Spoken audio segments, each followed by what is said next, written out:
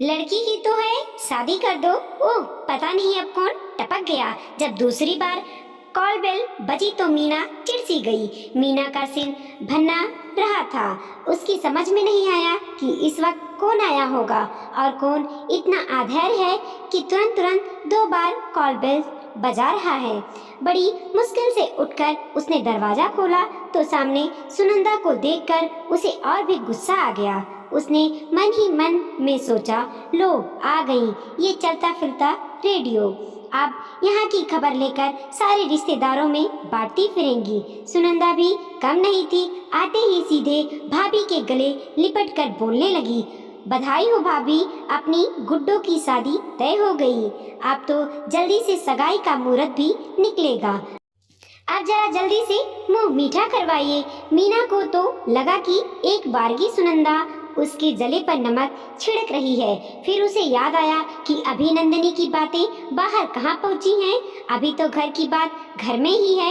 पर हाँ, अब सुनंदा अगर जान जाएगी तो फिर घर की बात घर में नहीं रहेगी बल्कि पब्लिक हो जाएगी। और इधर तो मीना का उदास सा चेहरा देखकर सुनंदा का खुशी से दमकता चेहरा फक से बुझ गया। पर सुनंदा की समझ में नहीं आया कि जिस घर में अभी अभी लड़की वालों लड़की को पसंद करके और रिश्ते के लिए हाँ करके गए हो, उस घर में ये कैसी मर्दुनी छाई हुई है। सुनंदा कुछ पूछती उससे पहले ही नंदिनी अपने कमरे से बाहर निकलकर आई और चहकते हुए उसके गले लग गई। पूछा, अरे बुआ आप कब आई? मैं तो कब से आपका इंतजार कर रही थी। बस मेरी गुड्डो, मैं अभी अभी तो आई हूँ और तुझे तेरी सगाई पक्की होने की बधाई देने आई हूँ। सॉरी बेटा, मैं चाहकर भी कल नहीं आ पाई। कल कुछ काम निकल गया था। लेकिन एक बात बताओ कि जब आज तुम्हारा रिश्ता पक्का हुआ है तो फिर यह भाभी का चेहरा क्यों उतरा हुआ है? और क्या हुआ, लड़के वाले तो तुझे पसंद करके गए थे ना? या कहीं कोई और बात तो नहीं है?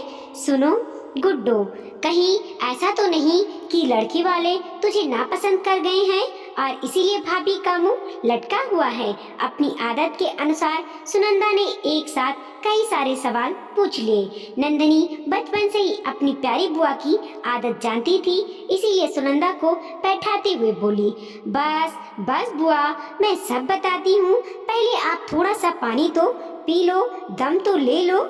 सुनंदा ने नंदिनी के हाथ से पानी ले लिया और एक घूंट भर लेने के बाद से फिर से उसकी जिज्ञासा जग गई। अरे गुड्डो, रहने दे यह पानी, मैं अभी पानी वानी नहीं पीऊंगी, वो मैं बाद में पी लूंगी। तुझे बता आज क्या हुआ है जो लड़के वाले जब हाँ कहकर गए हैं तब भी भाभी खुश क्यों नहीं है और तू कैसे खुश है? सुनंदा पूछे जा रही थी और नंदिनी हंसे जा रही थी। उसके बाद नंदिनी ने जो बताया यह सुनकर सुनंदा को भी बहुत आश्चर्य हुआ।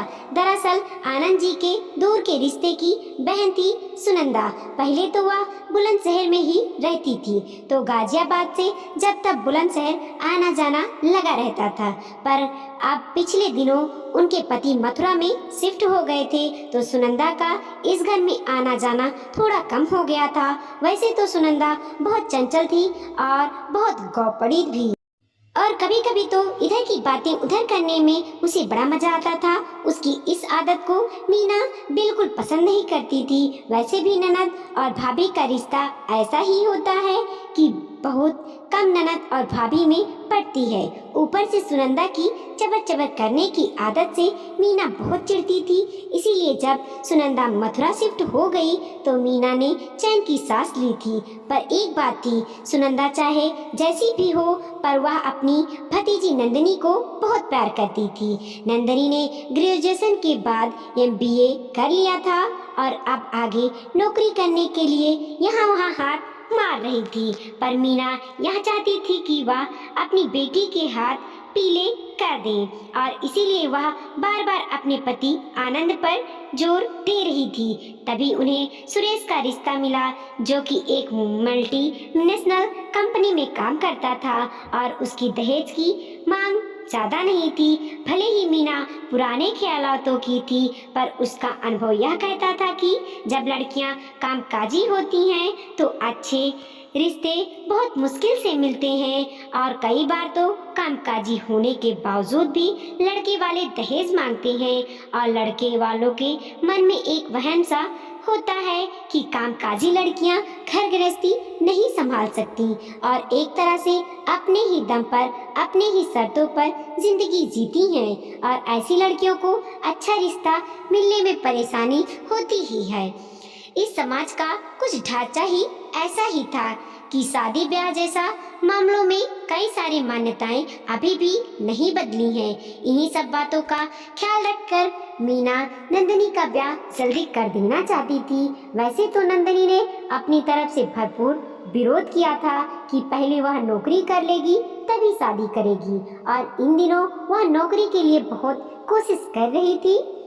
पर मीना की भी अपनी जिद थी और उसने आनंद को भी अपने तर्कों से समझाना शुरू किया कि सुनिए जी, बस किसी तरह नंदिनी का ब्याह हो जाए, उसके बाद अगर उसके ससुराल वाले चाहेंगे तो नंदिनी को नौकरी करे या फिर ना करे, लेकिन शादी होना ज़्यादा जरूरी है क्योंकि अगर ज़्यादा उम्र हो जाएगी तो अच्छे लड़के नहीं मिलेंगे और वैसे भी कामकाजी लड़कियों को भी कहाँ अच्छा लड़का मिलता है और जहाँ तक दहेज की बात है तो शायद वहाँ भी देना पड़े।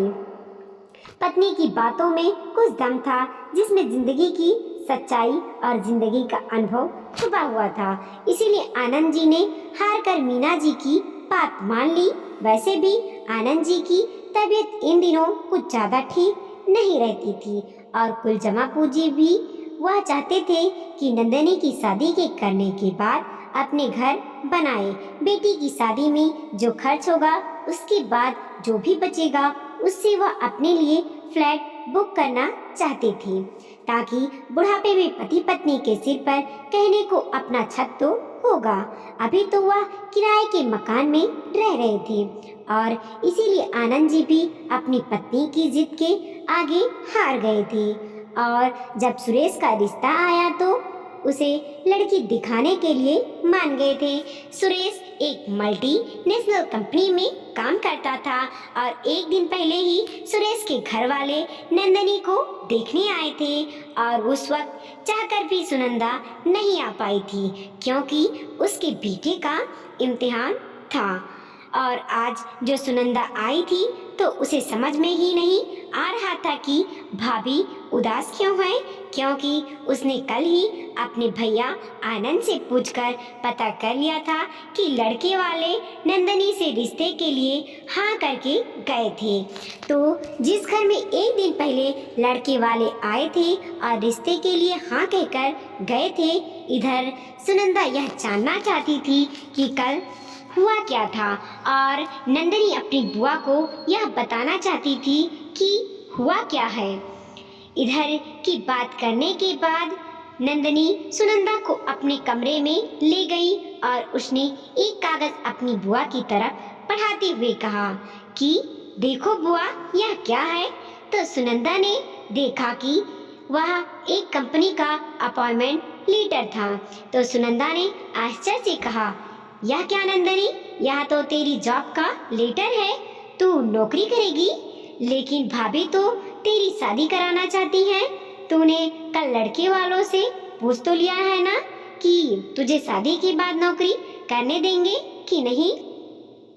ओह बुआ, यही तो बात है ना कि तुम जो एक बार शुरू हो जाती हो तो बंद ही नहीं होती। पहले मेरी बात तो सुनो, तब तो तुम्हारे सवाल का जवाब दूंगी।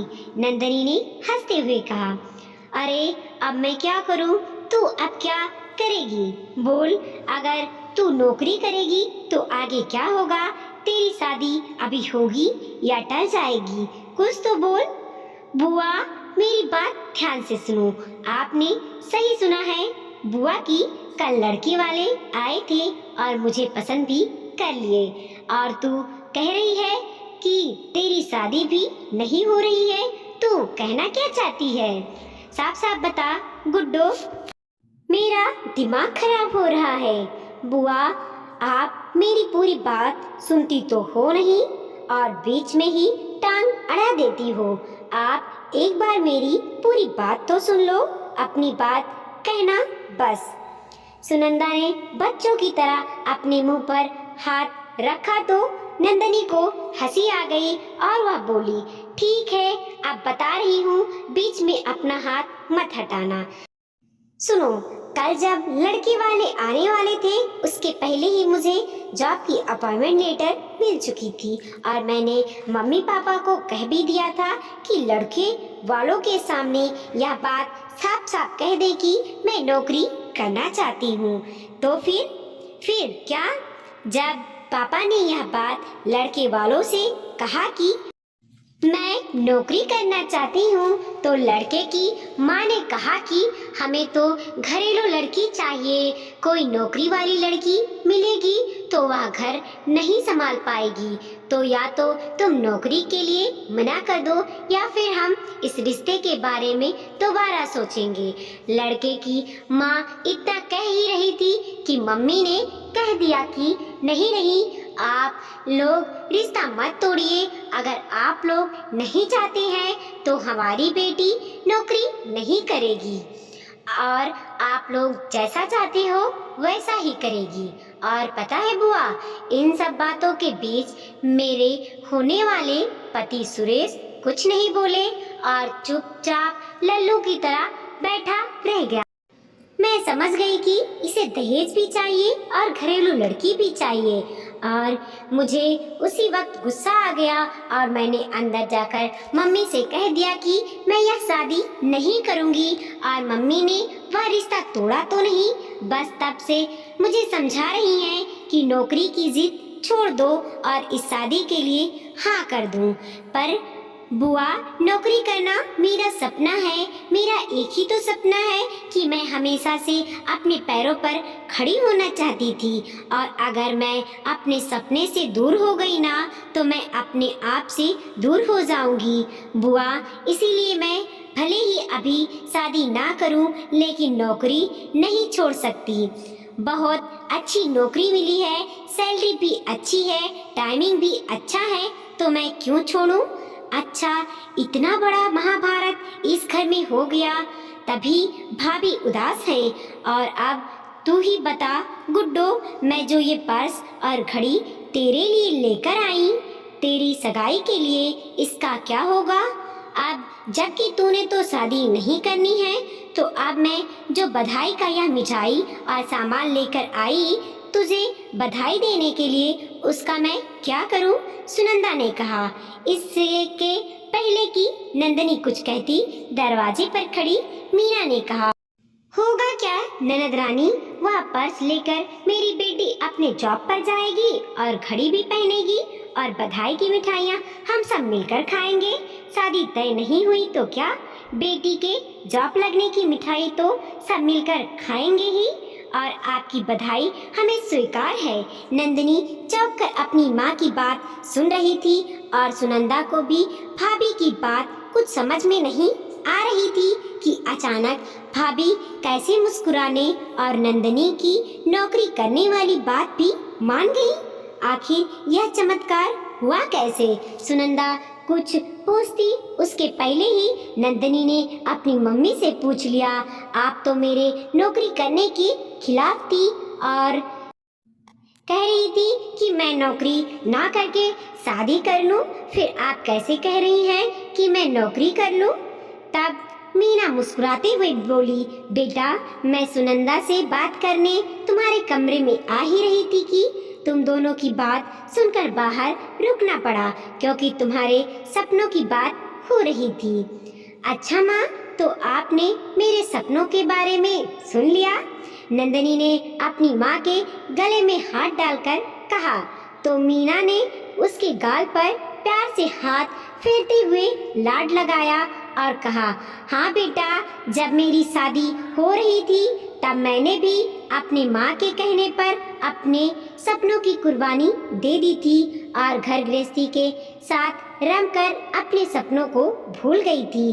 पर आज जब मैंने सुना कि मेरी बेटी का सपना है तो मुझे एहसास हुआ कि यह तो सही नहीं हो रहा है, क्योंकि हर पीढ़ी में हर बार बेटियां ही क्यों अपने सपनों की कुर्बानी दें। इसीलिए मैंने सोच लिया कि अब मैं ऐसा नहीं होने दूंगी। मेरी बेटी अपने सपने पूरे करेगी। इसका मतलब अब मैं जॉब कर सकती हूँ ना मम्मा?